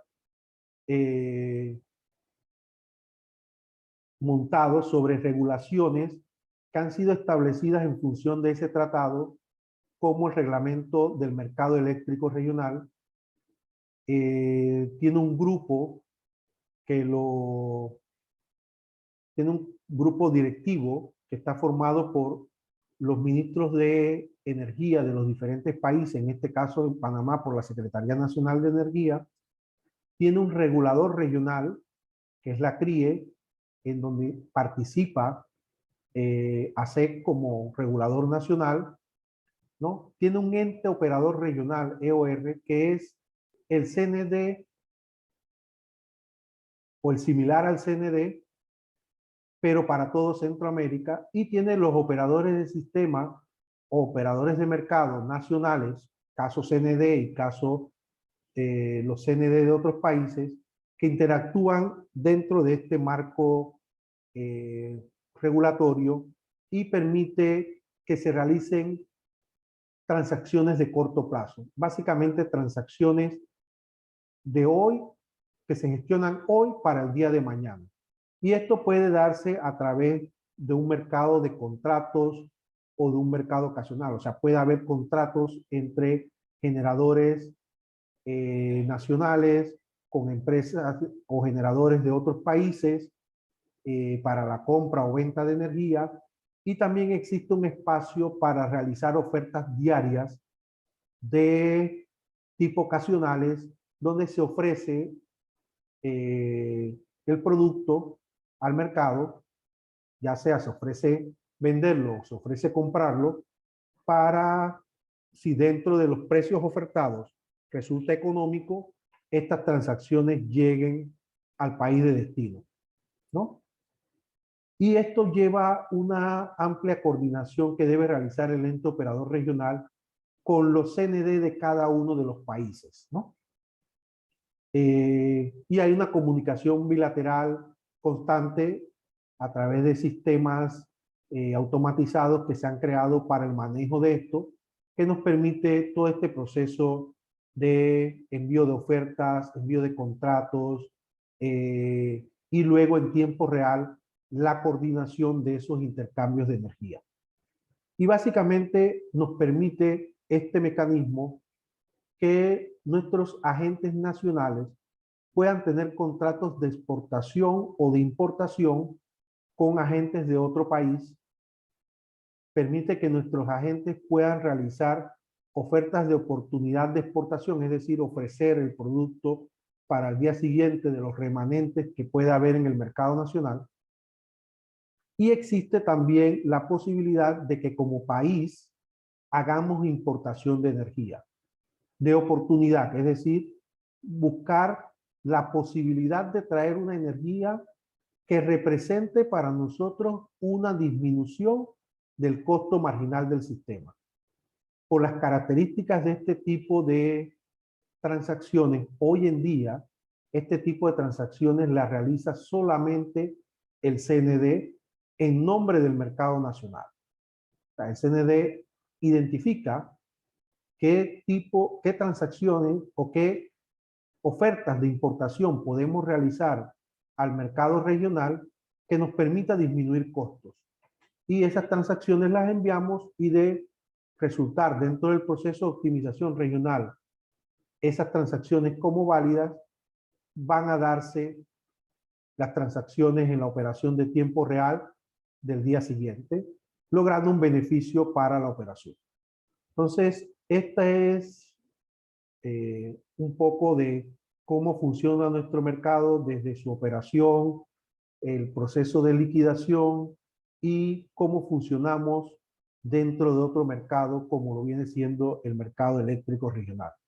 Esto es lo que teníamos para presentar con respecto a lo que es el mercado eléctrico o mercado mayorista de electricidad de la República de Panamá. Muchas gracias. Muchísimas gracias, señor José. Tenemos varias preguntas y, bueno, por cuestión de tiempo vamos a ver si por lo menos podemos contestar dos. La primera dice, entonces, ¿los generadores deciden cuándo operar o lo hace el CND y cómo lo hace? Okay, sí, como comentaba, el CND tiene la responsabilidad de la operación del sistema, ¿no? Y como nuestro mercado es un mercado de costos, la operación de las centrales de generación se va a dar siempre en función de las unidades de menor costo. Con esto, los generadores no tienen la potestad de decidir cuándo entregan energía al sistema. La entrega de energía al sistema se va a dar en función de las centrales de menor costo hacia las de mayor costo. A través de ese orden de mérito, el CND va a ir convocando constantemente las unidades que va a ir requiriendo para cubrir la curva de demanda. Sabemos que tenemos una curva de demanda que es variable en el tiempo, parte de una demanda baja en horas de la noche y madrugada, inicia su incremento a partir de 8 o 9 de la mañana, alcanza su cúspide entre las 12 y las 2 de la tarde, y luego tiene otro pequeño pico en horas de la noche, 6 a 8 de la noche más o menos. Entonces, todo el seguimiento de esa curva se va a dar entonces el arranque y parada de centrales de generación, pero por instrucciones del CND, no por decisión del generador. Súper.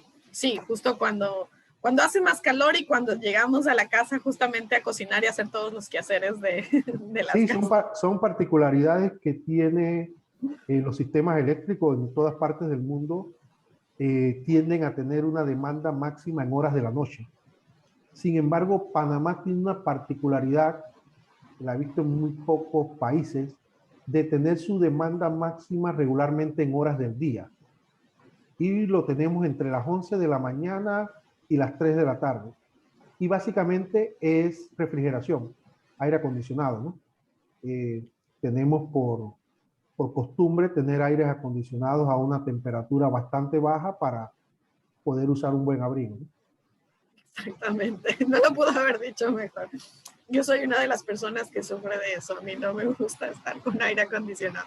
Pero bueno, vamos al tema otra vez. Dice otra pregunta que tenemos, yo como gran cliente, ¿cuándo sé que debo comprar energía o comprar potencia? ¿Cuándo me conviene más dependiendo de la situación? Como gran cliente, dice. Como gran cliente, sí. Ok, el gran cliente hoy en día tiene el gran cliente puede comprar energía a cualquier generador, ¿no? A través de un contrato. Y básicamente lo va a hacer a través de algún estudio que realice para verificar qué le representa un menor costo de el pago de su factura de energía, ¿no? Los grandes clientes en la regulación actual no pueden comprar potencia. ¿no? Solo pueden comprar potencia los grandes clientes que estén conectados directamente a la red de transmisión, ya sea a nivel de voltaje de 115.000 o 230.000 voltios. Los grandes clientes que están en las redes de distribución no pueden comprar potencia hoy en día.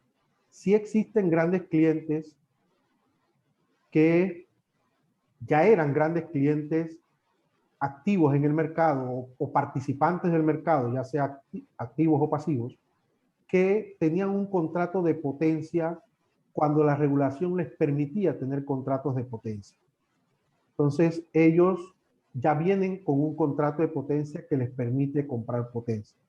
Hoy en día, la potencia, el gran cliente la tiene que comprar directamente al distribuidor de su zona de concesión. Entonces, básicamente, su análisis está en cómo conseguir un menor costo por la energía. Porque él va a seguir pagándole la potencia al distribuidor y va a seguir pagándole al distribuidor los usos de la red de distribución. Entonces básicamente su decisión está en cómo consigo un menor costo por el pago de la energía. Perfecto, muchísimas gracias, muy clara. Esa pregunta estaba difícil. Gracias. Sí.